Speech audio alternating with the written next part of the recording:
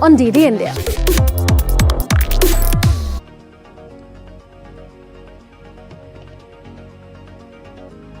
We're live from New Delhi. You're watching DD India News, India's voice to the world. I'm Lapakshi Khurana. Coming up in the next hour. India condemns vandalism of Sheikh Mujibur Rahman's residence, calls it a symbol of heroic resistance against the forces of occupation and oppression. US President Donald Trump imposes sanctions on the International Criminal Court for targeting the United States and its allies, repeating a move from his first term.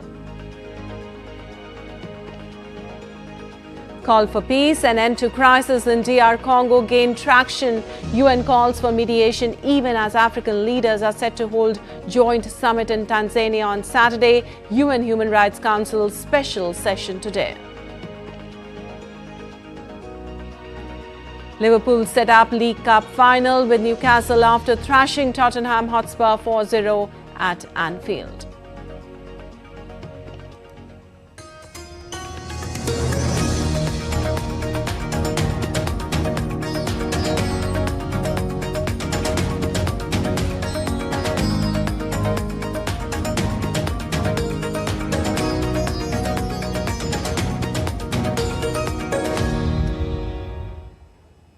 Well, on to the details now. India has condemned the vandalism of Bangladesh's founding leader Sheikh Mujibur Rahman's residence in Dhaka.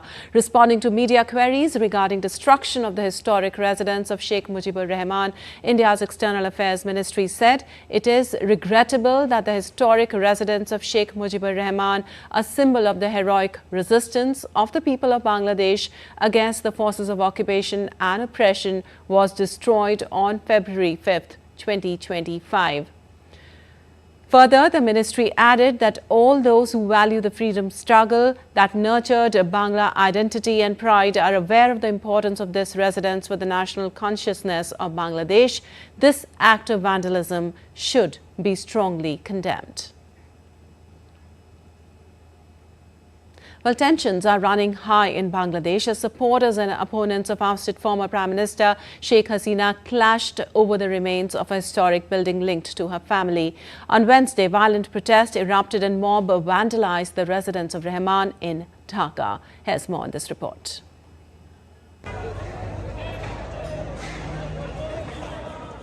Dhaka is on the boil. Hundreds of people flocked to the remains of a building that once housed a museum dedicated to the family of former Prime Minister Sheikh Hasina. Protesters were seen dismantling the structure, tearing apart bricks and metal as anger over the country's political crisis intensified. Awami League has this cult figure, Mujib, and they have used this cult figure to stay in the power in the last few terms. They have snitched the vote, and they have done all the crimes in the name of Chetona or the liberation war stuffs and Mujib. And as we know, they always use this Mujib term to suppress us, to use fascism. The chaos erupted earlier on Wednesday when a massive crowd of protesters set fire to the home of Bangladesh's founding leader Sheikh Mujibur Rahman, who was also Hasina's father.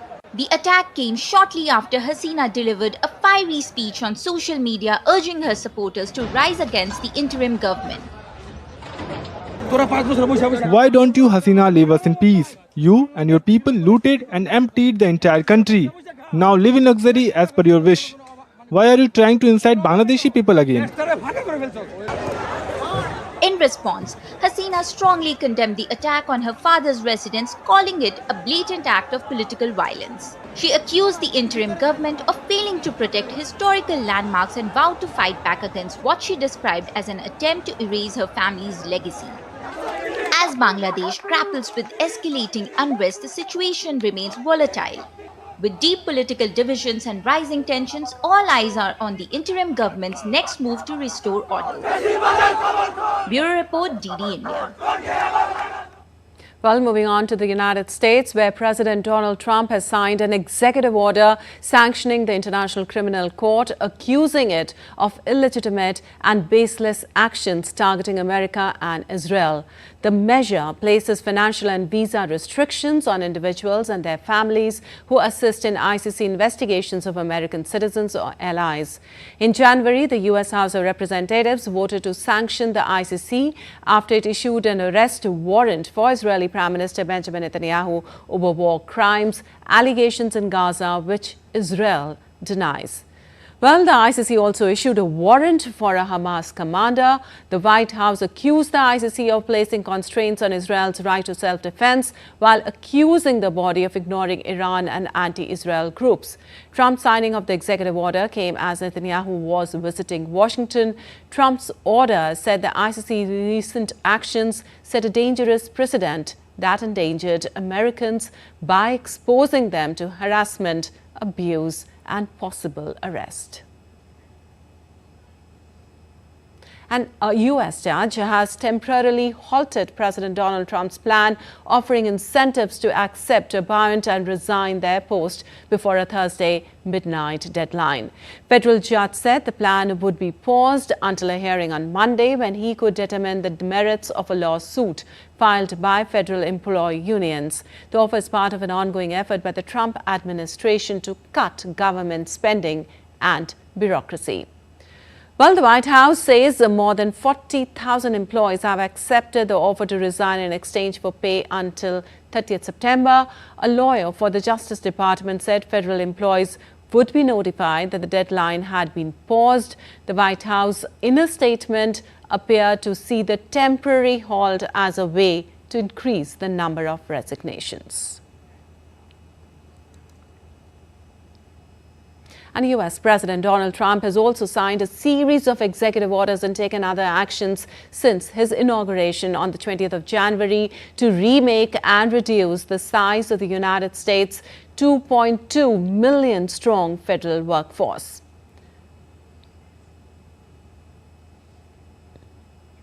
Well, now let's take a look at some of the actions Trump and his Republican administration have taken so far.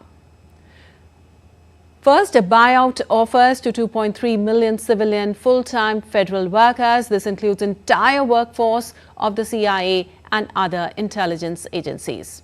Also, a U.S. judge has temporarily blocked a proposed buyout for federal workers until at least February 10th. U.S. issued a memo pausing potentially trillions of dollars in federal aid.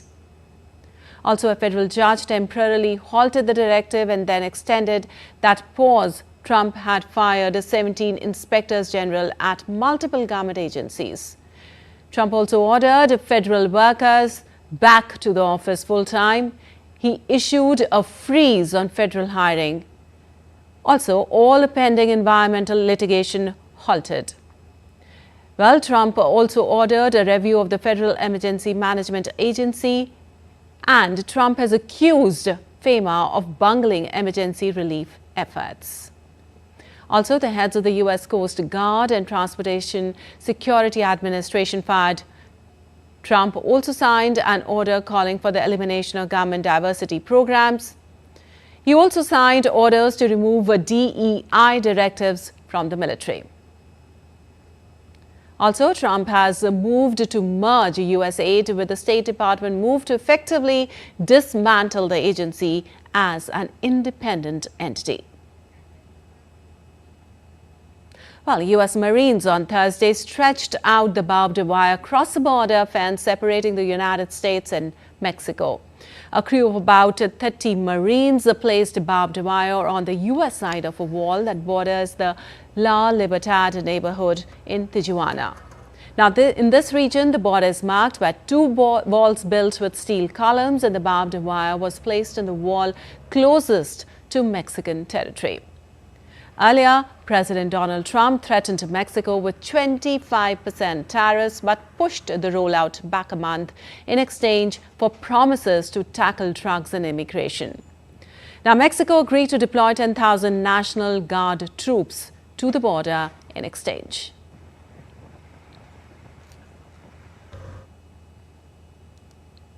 Well, the first U.S. military plane carrying a group of illegal migrants from the U.S. arrived this week at the U.S. detention facility at Guantanamo Bay, Cuba.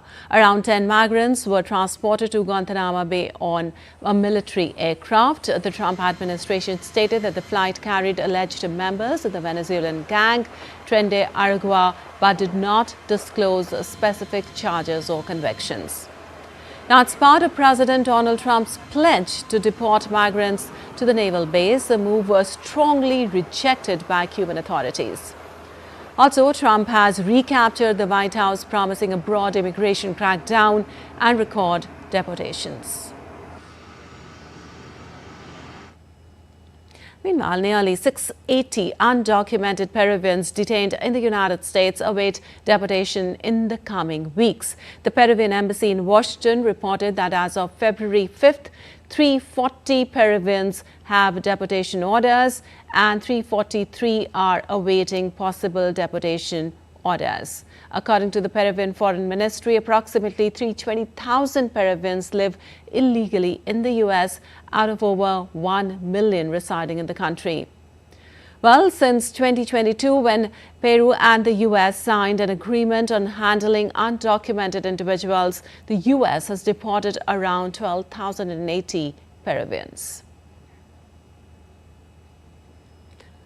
Also, the United States has seized a Venezuelan government airplane in the Dominican Republic, stating that it breached U.S. sanctions, export controls, and money laundering regulations. Now, the action, overseen by U.S. Secretary of State Marco Rubio, marks the second such seizure in recent months and was executed as he concluded his Latin American tour. A Homeland Security official marked the plane with a warrant while it was stationed for maintenance in Santo Domingo. According to the State Department, Venezuelan officials used the plane to fly to Greece, Turkey, Russia, Nicaragua and Cuba and had taken it to the Dominican Republic for maintenance. Since then, that aircraft was utilized for every single state visit by the illegitimate President Nicolas Maduro, to include the 2023 U.S.-Venezuela prisoner swap. We were able to get the money to fix this aircraft and proceed with the forfeiture, with the seizure of the aircraft, sir. Well, Panama has rejected the United States' claim that it has secured free passage for government vessels through the Panama Canal while bowing to U.S. pressure to quit a key Chinese project. Panama President Jose Raul Mulino expressed his rejection of managing U.S.-Panama ties based on lies and falsehoods after the State Department claimed that U.S. government vessels would be able to pass the Panama Canal without paying a fee. Now, the Panama Canal Authority issued a statement late on Wednesday denying the claim from the U.S. State Department that Panama's government had agreed to no longer charge crossing fees for U.S. government vessels. Trump has accused Panama of charging excessive rates to use its trade passage, one of the busiest in the world. Mulino also said Panama had formally presented a document to exit the Belt and Road Initiative but denied the decision had been made at the request of the U.S. Mulino also said he had asked his ambassador in Washington to take firm steps to deny the Trump administration's claim. I have to say that I must reject this statement from the U.S. State Department because it is based on a falsehood. That's not how bilateral relations between the two countries, friends and partners throughout the history, should be handled. Our ambassador in Beijing submitted the corresponding document according to the agreement to announce the cancellation of 90-day notice. I think the agreement says so. So that's the decision I made. Well, Greenland's ruling Seizure party has promised to hold a vote on independence after the general election next month. The issue became urgent after U.S. President Donald Trump openly expressed interest in taking control of the island. This semi-autonomous territory still belongs to the Kingdom of Denmark and has elections scheduled for the 11th of March. Party spokesperson Doris Jensen stressed the necessity of independence for future negotiations, and an opinion poll published last week also indicated 85% of Greenlanders are opposed, with nearly half saying they see Trump's interest as a threat. Now, the Social Democratic Seizure party holds 10 seats in the 31-seat parliament. Well, South African President Cyril Ramaphosa said that his country would not be intimidated by international pressure days after US President Donald Trump said he would cut off funding to South Africa over a land reform act. Now, the President Ramaphosa also expressed concern about the potential impact of the decision by the US to suspend its funding for HIV and TB programs in African countries. We are concerned about the potential impact of the decision by the United States government to suspend some of its funding for HIV and TB programs in African countries for 90 days. Now, this funding that we get accounts for about 17% of our country's HIV spend. We are looking at various interventions to address the immediate needs and ensure the continuity of the essential services that we might lose if this funding does not come through. And still to come on DD India News Hour. Israel follows US in withdrawing from United Nations Human Rights Council over alleged bias. Ukraine air defense strengthens with the arrival of French Mirage 2000 and US F-16 fighter jets. And Bogota goes car-free for a day to fight against pollution.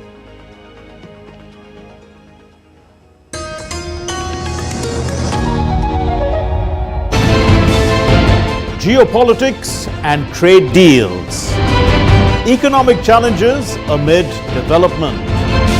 Hard work and the path to prosperity. It's the economy always. Between walkers, money is what money does and says.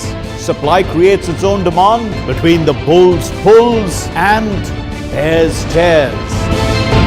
When supply chains globalization and India rises to the podium. We'll get you centered with the economic brief at 8 p.m. every Thursday on DD India.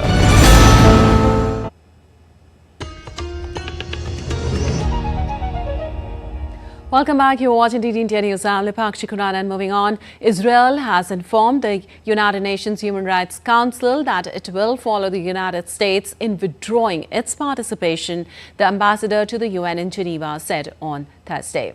Now, the council members have frequently raised allegations of Israeli human rights violations in the Gaza conflicts. Israel rejected the finding and said it takes care to avoid civilian casualties. It has long criticized the Geneva-based body and has disengaged in the past as well. Now, Israel's ambassador to the UN in Geneva, Daniel, said the Human Rights Council has been a biased body since its beginning, with dictatorships lecturing democracies on human rights. We are very close to the United States, but this step was not coordinated. We have been for a long time complaining about the things that I mentioned today, and this was a very good opportunity following the step of President Trump to also take our step that would have happened probably anyway. And updates now on Russia-Ukraine conflict. Ukraine received a first batch of French Mirage 2000 fighter jets as well as US-made F-16 fighters on Thursday. Ukrainian President Volodymyr Zelensky confirmed the arrival of jets as European allies seek to strengthen Kyiv's hand in the conflict. Now, the fighter jets will participate in defending the skies of Ukraine against Russian missiles and aircraft, and Ukraine has repeatedly pressed Western allies to supply it with increasingly advanced arms and ammunition, including armored vehicles, tanks, long-range missiles and F-16 fighters since the beginning of the conflict. While the Russian Foreign Ministry said that the United States needed to formulate its policy on ending the conflict in Ukraine and that Moscow could then base its own position on specific U.S. action. As for the role or possible role of the United States in resolving the crisis around Ukraine, once again, everything will depend on concrete actions and on the plane of the new administration embodied in these actions. For now, there are many words and many statements, but there is no clarity on the steps being taken by the United States. And moving on, the European Bank for Reconstruction and Development plans to invest at least 1.5 billion euros this year to support Ukraine's economy. Now, EBRD President Audley Renaud-Basso said the bank would keep its focus on Ukraine's private sector, particularly energy, as well as national and municipal infrastructure. The EBRD has stepped up operations in Ukraine, investing more than 6.2 billion euros across various sectors since the start of the conflict. Last year, the bank devoted a record 2.4 billion euros to the country. Last year we invested, when we deployed 2.4 billion euros of investment in the country, increasing from 2023, and since the beginning of the war we deployed 6.2 billion, which is much more than what we were doing before the war. So we really step up our investment in the country, and our plan is to continue with this kind of level of investment. At minimum, I think we aim to have 1.5 billion of investment, but if we can do more, as what happened last year, we will do it. And moving on, President Emmanuel Macron hosted his Emirati counterpart Sheikh Mohammed bin Zayed Al Nahyan ahead of a summit on artificial intelligence in Paris next week that will gather around 100 countries to focus on AI's potential. Emmanuel Macron and UAE President attended the signing of a protocol agreement on cooperation in artificial intelligence between their two countries at the Presidential Palace in Paris, France. Now, France and the United Arab Emirates agreed on a framework accord of a 1 gigawatt data center dedicated to artificial intelligence that represents investment of between $30 to $50 billion. The February 10th to 11th summit also aims to put France and Europe on the AI map as they try to rival the US and China.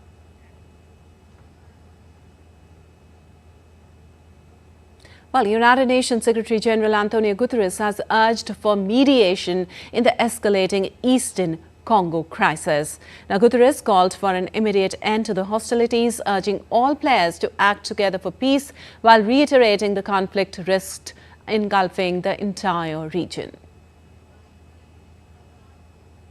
Silence the guns, stop the escalation, respect the sovereignty and territorial integrity of the Democratic Republic of the Congo, uphold international human rights law and international humanitarian law. There is no military solution. It's time for all the signatories of the Peace, Security and Cooperation Framework for the DRC and the region to honor their commitments. Well, the conflict between the M23 rebel group and the Congolese government escalated in January, resulting in at least 2,900 deaths in the city of Goma, as per the UN Office for the Coordination of Humanitarian Affairs.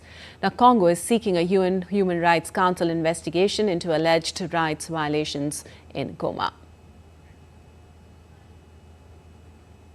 And the Democratic Republic of Congo's parliament held an extraordinary session this week to discuss solutions to the eastern conflict as rebels backed by Rwanda continued to seize territory.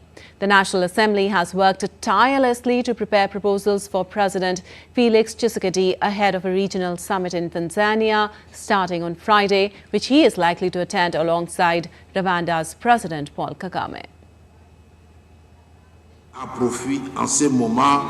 We must seize this moment to provide the President of the Republic with constructive contributions to secure victory in this war, both diplomatically and politically. Well, some lawmakers, however, have opposed a dialogue with armed groups, citing concerns over democratic principles and territorial integrity. Personally, as an elected representative of the people, I will never accept this dialogue. Power in our country cannot and must never be seized through arms. Such a path would be a step backward, trampling on our democracy and above all, our constitution. As someone elected by the people of the East, I am actually aware of their suffering. I cannot fully support this dialogue. We must fight to the end to reclaim our honor and every inch of territory invaded by the Rwandans and their M23 proxies. Meanwhile, in a show of control, rebels gathered hundreds of people in a stadium in Goma on Thursday, introducing new administrators for the areas they have captured. Now, despite declaring a unilateral ceasefire, the rebels continued their advance, seizing another mining town in the South Kivu province and pushing towards the provincial capital, Bukavu.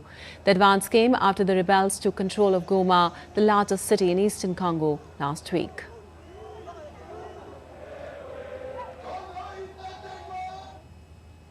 And for more on this, we're joined by Amit Mukherjee for more. Well, Amit, based on the current developments in Goma and the escalating conflict, how can we perceive the international mediation efforts on right now, and UN Human Rights Council special session also today there? Well, Lipakshi, there are talks of mediation, in fact, and even the UN has jumped in. We have heard Antonio Guterres has been talking about how to end this conflict right now, because it's high time that this conflict stops. But if you look at the plans of M23, they are just advancing with full assault plan. Now, having captured Goma last week, which is the northern town of the Kivu province, this week they have again captured Nyabibwe. Now, that is again a very strategically important town in the southern part of Kivu province, because it's rich in mineral resources. Now, as per reports, they are heading towards another town, Kavumu, now which again is a very strategic town because it has got the airport. So it's not very clear as to what exactly. Earlier, in fact, M23 had made it very clear that they don't have any intentions, to go in for a large-scale conflict of capturing, for which they had also announced a ceasefire, which again they unilaterally ended this week. So it's not very, very clear as to what they want. But again, the gathering which happened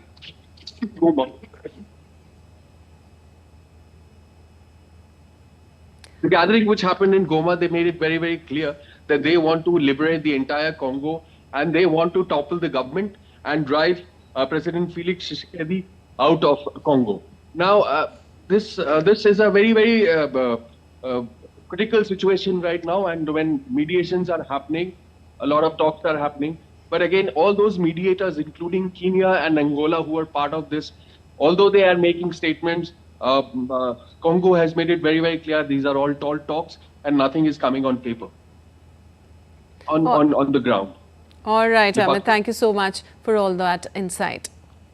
And moving on, more than 100 Kenyan police officers arrived in Haiti's capital to reinforce a security mission after the US froze some funding before passing a waiver to unlock a separate batch of funds.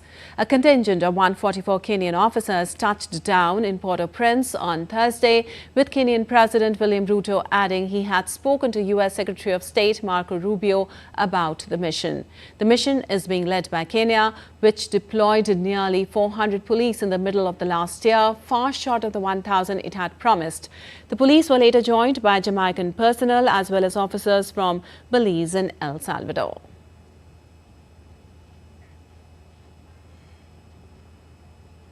And now let's take a look at other stories making news around the world. Actor Angelina Jolie was honoured at the Santa Barbara International Film Festival with the Molten Modern Master Award. Jolie has also been involved in humanitarian work with refugees and on human rights. Accepting the award, Jolie said she was thinking of people affected by the wildfires that ravaged Los Angeles, killing 29 people and displacing thousands. A river in the greater Buenos Aires, Argentina turned an intense red, alarming residents who suspected toxic spills were to blame. According to the local reports, authorities collected water samples from the river to determine the cause of the discoloration. Residents speculated the red hue might be due to aniline contamination or chemical waste from a nearby depot. Streets in Bogota goes car-free on Thursday as part of the city's fight against air pollution, encouraging locals to use means of transportation such as buses, bicycles and scooters. Residents were urged to use non-motorized vehicles from 5 a.m. and 9 p.m. local time. Various bicycle and electric bike users called for the implementation of a more car-free days. And still to come on DD India News Hour. We'll give you all the updates from the budget session of Indian Parliament. Preparations in full swing for Aero India 2025 to be held in Bengaluru from February 10 to 14th, promising a spectacular showcase of aviation technology. And BAPS Hindu Mandir and Cultural Centre in the largest Hindu temple in South Africa inaugurated.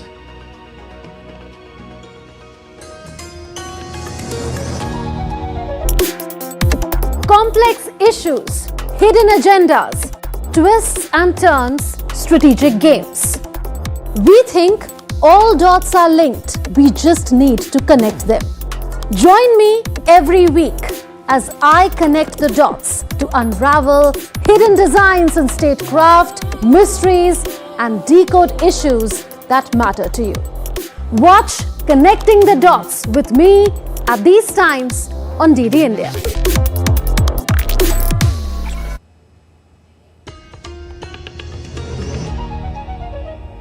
Welcome back. You're watching DD India News. I'm Lepakshi Khurana and time now for a quick recap of the headlines. India condemns vandalism of Sheikh Mujibur Rahman's residence, calls it a symbol of heroic resistance against the forces of occupation and oppression. US President Donald Trump imposes sanctions on the International Criminal Court for targeting the United States and its allies, repeating a move from his first term. Call for peace, an end to crisis in DR Congo gained traction. UN calls for mediation even as African leaders are set to hold a joint summit in Tanzania on Saturday. UN Human Rights Council's special session today. Well, now discussion on the budget will continue in the lower house of the Indian Parliament on Friday, while in the upper house members will present their private bills. Important questions shall also be raised during the 0 hour in both houses related to various ministries. Also, Finance Minister Nirmala Sitharaman presented Union Budget for the financial year 2025-26 on February 1st, focusing on agriculture, investment and exports to drive the goal of Viksit Bharat. And the debate on the motion of thanks to the President's address wrapped up in the Rajya Sabha on Thursday following Prime Minister Narendra Modi's fiery address. The Prime Minister was forthright about his government's policies being in the interest of the nation's development and benefiting all sections of society. He also took on the opposition, particularly the Congress, with aggression. DD India's Dibyendu Mondal reports for more. The Prime Minister of India, Narendra Modi, delivered a scathing attack on the opposition in his address to the upper house of the Indian Parliament. His speech was direct and forceful.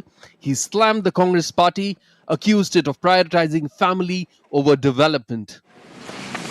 Congress के model में सर्वोपरि है family first और इसलिए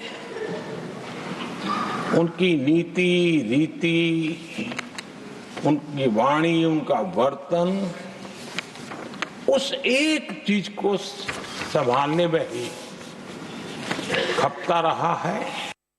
The Prime Minister credited his government for shifting from a model of appeasement, that is Tushtikaran, to Santushtikaran, or contentment, after coming to power in 2014. The Prime Minister highlighted his government's push for inclusive development driven by the motto Sabka Saath, Sabka Vikas. Citing examples, he spoke about strengthening the SC/ST Act, and granting constitutional recognition to the OBC Commission. The Prime Minister also highlighted the progress under the Vishwakarma scheme, Mudra Yojana, and the government's efforts to uplift the marginalized communities, including fishermen. Infrastructure development also took center stage. The Prime Minister mentioned stalled projects that have now been revived and underscored how India has emerged as a mobile phone manufacturing hub. In his speech, the Prime Minister assured the middle class and the neo middle class that his government stands firmly with them. He stressed the importance of increasing respect for the middle class, recognizing their role in nation building. हम 70 साल से ऊपर के किसी भी वर्ग के क्यों न हो, किसी भी समाज से क्यों न हो, उनको आयुष्मान योजना का लाभ देकर के और उसका सबसे बड़ा लाभ मिडिल क्लास के बुजुर्गों को मिल रहा है।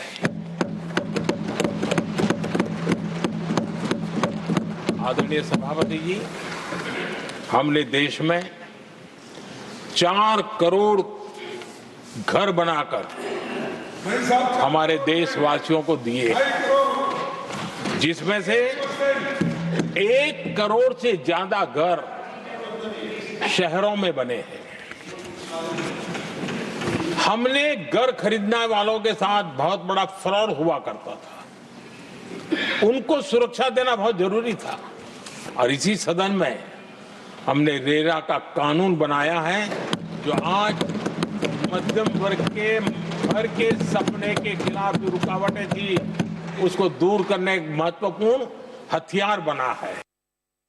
After the PM's speech, the motion of thanks to the President's address was passed in the upper house of the Parliament. With this, the motion of thanks to the President addressed is passed in both the houses of the Indian Parliament. The stage is now set for the crucial budget debates that will begin on Friday. Dibyendu Mondol's report for DD India. And for more on the Parliament update, we're joined by Vishal Baristo from Delhi. Well, Vishal, what all is expected in the Parliament today? Well, very good morning to you, Lipakshi. Today being the last day of the week, we are not expecting much in the either house, but in the lower house, which is the Lok Sabha, the Minister for Parliamentary Affairs and the Deputy Leader of Congress, Mr. Gaurav Gogoi, would be presenting for asking the House to pass the Business Advisory Committee report, which is the 5th one. And also in the Elders House, there are 2 important private members' bill. One is related to the deep fake for the prevention and creation of the content, and also for the criminalization of the content, and also another important bill related to the employees' protection as far as the artificial intelligence is concerned. So these are the important things. So the private members' bill would be there in the upper house, and in the lower house, the general discussion on the debate on the general budget would continue. All right. Also, Vishal, could you give us the highlights of the Prime Minister's speech yesterday in the Rajya Sabha? Well, you heard that the Prime Minister, as always, he was very pertinent and also very aggressive as far as the Congress Party is concerned, because the Congress Party has been very vocal and critical of the Modi government's rule. And the Prime Minister said that our government is working for all sections of the society. You heard him mentioning the RERA Act, which was very much required for the middle class, because they were left high and dry. Even after putting in a lot of money, they did not get their properties, especially in the urban areas. And also he mentioned how he is helping the poor, constructing house for the poor, also in the rural areas as well. But then he also said that his government is working for the satisfaction of the country and not for any kind of, vote bank politics. So he was very, very aggressive in his speech, and he said that the Congress Party is only working for the family's sake, but I am and my government is working for the public, for the people of the country at large. All right. Thank you so much, Vishal, for all those details. And moving on, India's External Affairs Minister Dr. S. Jaishankar met his Greek counterpart George Geropetratis in New Delhi. In a post on X, EAM Jaishankar said that he held a very productive conversation on advancing multifaceted relations, focusing on shipping, trade and investment, connectivity, mobility, artificial intelligence and cultural ties with the Greek finance minister.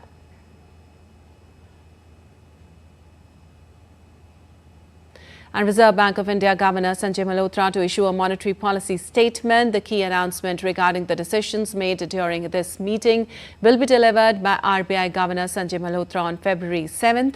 This announcement will provide important insights into the central bank's monetary policy, including any potential changes to the repo rate, and will be closely monitored by both markets and economists. And now let's take a look at other stories making news.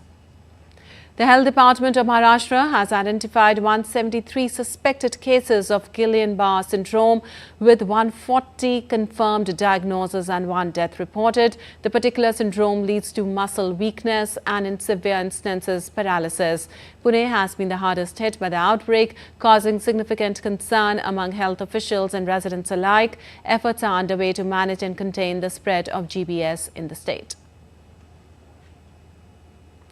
The Indo-Tibetan Border Police has established a new company operative base in Kutul, a core Naxal-affected area in the Indian state of Chhattisgarh. The 41st Battalion COB aims to reduce and control Naxalite activities, enhancing security in this hilly, forested terrain. This initiative supports Mission Kagar 2026, focusing on Naxal eradication in the state. Thousands of members of the Kutawa community of the Indian state of Karnataka embarked on an 80-kilometer peace march from Kutta to Madikeri to protest cultural marginalization and declining population numbers. The march drew thousands of participants with support from various local communities. Organized by members of the Kudawa-speaking communities under Akhila Kudawa Samaj, the foot march highlighted the security of their culture and demanded the promotion of their rights and privileges as per the Constitution. The 15th edition of Asia's premier aerospace and defense exhibition, Aero India 2025, is set to take place from February 10 to 14th at Yelahanka Air Force Station, Bangalore, Karnataka. Preparations are in full swing as the highly anticipated event draws near. The rehearsal turned into a celebration of aerospace engineering, military aviation and human skill, attracting attendees from across the city and beyond. Well, the spark of spirituality is very much alive in South Africa with the opening of the BAPS Hindu Mandir and Cultural Centre in the largest Hindu temple in South Africa, which was inaugurated by Mahant Swami Maharaj, who travelled from India specially for the occasion. DT India correspondent Nazneen Ismail reports for more. The largest Hindu temple in the southern hemisphere has been unveiled, attracting thousands of worshippers.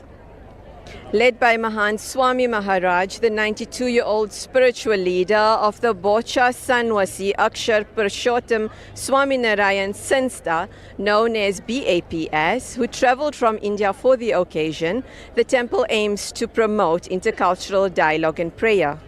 The temple represents a significant milestone for the Hindu community in South Africa. Despite less than 2% of South Africans identifying as Hindu, the religion holds great prominence among the country's Indian population. Launching the first phase of the Multicultural Centre and Temple, South Africa's Deputy President Paul Mashatile stressed that the principles of this place resonate with South Africa's national ethos of Ubuntu. The principles of Dharma, Seva or service, and unity that BAPS upholds indeed resonate deeply with our national ethos of Ubuntu. They believe in our shared humanity and interconnectedness. So we are so honored to have so many guests from different corners of the globe, actually. People from Canada, people from the UK, people from the USA, rubbing shoulders from Dubai. And you all know about the great Abu Dhabi Mandir. So we are very honored that we have people from different dialects coming to this Mandir. We have Lord Muruga, the deity has been installed in the Mandir. We have Tirupati Balaji as well. And we're learning about different people of different dialects right here under the banner of Hinduism. We're very, very honored and very happy indeed to have everyone under this one, the blue skies of South Africa. Great, thanks for having me here, and of course we are very thrilled, we are very excited to be at this newly developed cultural complex here in North Riding, Randburg. It's obviously the biggest in the Southern Hemisphere, and I think the community is proud of it, as they should be. And it's definitely giving a new impetus to the area, of course, uniting people in a completely different way. I think what I'm impressed about is to see that diversity, the harmony and the unification that's really happening here today.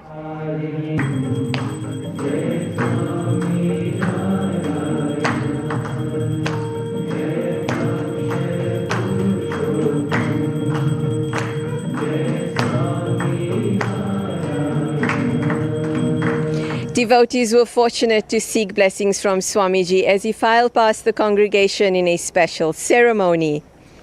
The BAPS, Sri Swaminarayan Hindu Mandir and Cultural Centre in Johannesburg is a gift to South Africa. It symbolizes hope and unity. The inauguration ceremonies shall continue over the next few days. I'm Nazneen for DD India, Johannesburg, South Africa. And still to come in DD India News Now. Exclusive report on rise of sports in India's Jammu and Kashmir. US changed its policy for transgender athletes, allow only female at birth to compete in women's sports.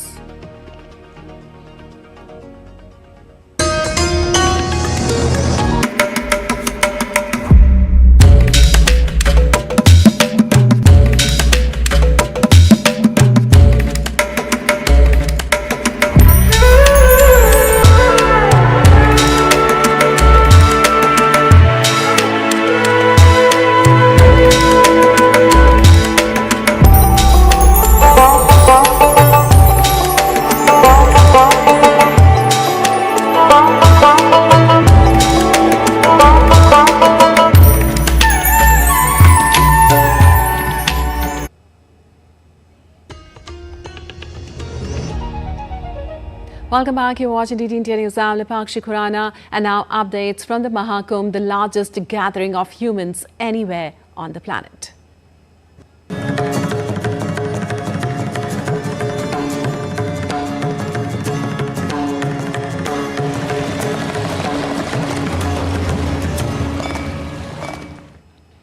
Well, the Mahakumbh 2025 is a golden opportunity for artisans with a massive One District, One Product exhibition spread over 6,000 square meters. From Banarasi brocade to Firozabad glass toys, the vibrant handicrafts are a major attraction. The exhibition also offers a glimpse into the rich cultural heritage of Uttar Pradesh. DD India's Siddharth Bharadwaj reports for more.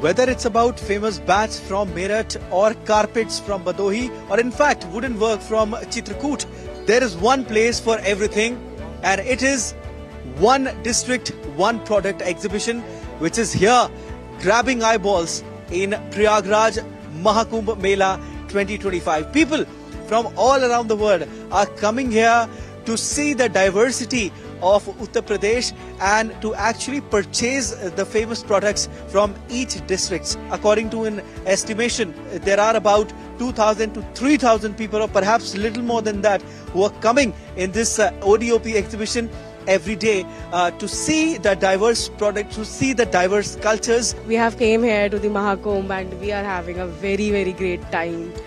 And it's a very wonderful experience. And you can look here also, they are very fabulous products with very good quality. We are having a yo-yo, Beyblade, every fascinating thing which we had in our childhood. That's an awesome experience. You should come here. Here in this exhibition, there are different stalls. It is spread across 6,000 square meters and every state has its speciality which is displayed here. These are the famous carpets from Badawi, and they say that the large influx of devotees who are coming here to take holy dip in Triveni Sangam are coming here in ODOP. मेरा ये भदोही का one district one product के तहत मेरा कालीन का व्यवसाय है, जिसका मैंने स्टॉल लगाया है ODOP के मेले में। कालीन है मेरे पास जिसका रेंज 500 रुपए से लेके 40,000 रुपए तक का है। The One District, One Product initiative is giving a boost to the handicraft and cottage industry. हम लोग सर जो बनाते हैं सारा लकड़ी का आइटम, हम लोग का सारा हैंडीक्राफ्ट बना हुआ। आप जो भी लकड़ी का आइटम लेंगे सारा हैंडीक्राफ्ट। हम लोग यूपी चित्रकूट में ये सारा हम लोग खुद मैन्युफैक्चर करते हैं ये सब। So all in all, it's a very nice opportunity for all the people who are coming here, including entrepreneurs, to explore the diversity of the state. With camera person Mor Mukut Sharma, this is Siddharth Bhardwaj reporting for DD India in Prayagraj. And the first National Bamboo Conference is set to begin in Nepal's Kodang district on March 27th with the theme, Where there is bamboo, there is life. Where there is life, there is bamboo. Environmentalists and experts will highlight bamboo's rapid growth and its potential to drive economic development. In a pre-conference event, Mahaprasad Adhikari, the governor of Nepal Rashtra Bank, highlighted bamboo's potential in fostering a sustainable economy and creating an eco-friendly environment. The Director General of the Forest Research and Training Centre, Dr. Rajendra Kesi, suggested that Nepal's bamboo could be marketed globally under the Himalayan bamboo brand. With 81 bamboo species, Nepal accounts for 19% of the world's bamboo coverage. Bamboo products, being entirely environmentally friendly, are alternatives to plastic items. And time now for some sports updates. Jammu and Kashmir is making its mark in Indian sports with better infrastructure and strong government support. Young athletes are excelling like never before. Archer Ritik Sharma became the first from the region to win a National Games medal in the abled body category. Exclusive report by our correspondent Narayan Singh on Jammu and Kashmir's sporting transformation. Jammu and Kashmir is witnessing a sports revolution. Once known for its struggles, the region is now making headlines for its athletes. Government initiatives have transformed the sports infrastructure, inspiring young talents to chase their dreams. Ritik Sharma's success at the National Games reflects this change. Khelo India जो tournaments करवा रही है, NRT करवा रही है, काफ़ी players को ऊपर ला रही है, काफ़ी छोटे-छोटे प्लेयर्स जो हैं काफ़ी इंप्रूव हो रहा है उनका स्कोर भी. Para archery in Jammu and Kashmir has also seen remarkable progress. The region boasts two Arjuna awardees, Sheetal Devi and Rakesh, who have brought glory to the Union Territory of Jammu and Kashmir. Their triumphs reflect the growing support and training opportunities now available. Archery coach Abhilasha Chaudhary sees a clear shift. She acknowledges the improved sports infrastructure and the increasing enthusiasm among the youth in Jammu and Kashmir. Previously, the state J&K had been already doing well in the field of sports, and it's growing. We have the development in the sports field infrastructure as per as the facilities, equipment and training. So we can see in coming years we will have a good upcoming sports star from the J&K in all the disciplines, including archery. And I would like to thank here our Honorable Governor Sir, our Council, our government, and special thanks to the Shri Mata Vaishno Devi Shrine Board. Jammu and Kashmir is no longer just a land of breathtaking landscapes. It is now a land of champions. With continued support and determination, its athletes will shine even brighter on the national and global stage. The journey has just begun, and the future looks promising. Jammu and Kashmir is no longer just a land of scenic beauty. It is now a land of rising sports stars. With a world-class infrastructure, dedicated coaches and government support, the region's athletes are proving their mettle on the national and international stage. Their journey is an inspiration showing that with the right opportunities, talent can thrive anywhere. As more young athletes step into the national and international stage, Jammu and Kashmir's sporting future looks brighter than ever. With camera person Manmohan, GD India. And the governing body for US collegiate sports changed its policy for transgender athletes on Thursday, allowing only those assigned female at birth to compete in women's sports. The move by the National Collegiate Athletic Association came one day after President Donald Trump issued an executive order aimed at banning transgender athletes from girls and women's sports. Now, the order allows federal agencies to deny funding to groups that do not consider birth-assigned genders in determining sex. And Liverpool thrashed Tottenham Hotspur 4-0 at Anfield on Thursday to set up the League Cup final against Newcastle United. Kopi Gakpo, Mohamed Salah, Dominic Zozobilai and Virgil van Dijk were on target for the Reds. Now they will face Newcastle at Wembley on March 16 for the first silverware of the English season. Newcastle saw off Arsenal to 0-4-0 on aggregate on Wednesday to secure their second final in 3 years. The final will be Liverpool's 15th in the League Cup, but a first in English football for Liverpool's Dutch manager Arne Slot, who replaced Jurgen Klopp at the end of the last season. Well, the former interpreter of Los Angeles Dodgers star Shohei Ohtani was sentenced on Thursday to nearly 5 years in prison for stealing money. U.S. District Judge John Holcomb sentenced Ippy Mizuhara to 4 years and 9 months in prison and also ordered to pay restitution of over $18 million. Mizuhara last year pleaded guilty to 1 count of felony bank fraud and 1 count of subscribing to a false tax return. The former de facto manager was accused of embezzling nearly $17 million from a bank account of Ohtani to pay off his gambling debts. And Olympic champions Gabriela Papadakis and Madison Hubble made history at a figure skating gala in Zurich, becoming the first same-gender pair to skate together at such an event. Take a look. Talking and we're talking, but not loud enough. Told me this house was no longer. I hear those wheels burning. Yeah, it's over now. Maybe I should wait. We hear about, we're talking and we're talking. All right, that's all for this edition of DD India News Hour. But let us know your thoughts on the news of the day. For those on the go, you can get all the latest news and updates from India and across the world on the DD India mobile app. The app is available on both Android and iOS platforms. Scan the QR code on the screen to download now. Well, we'll be back with more news as it breaks here on DD India. I'm Lipakshi Khurana from all of us here in Delhi. Thanks for watching DD India News Hour.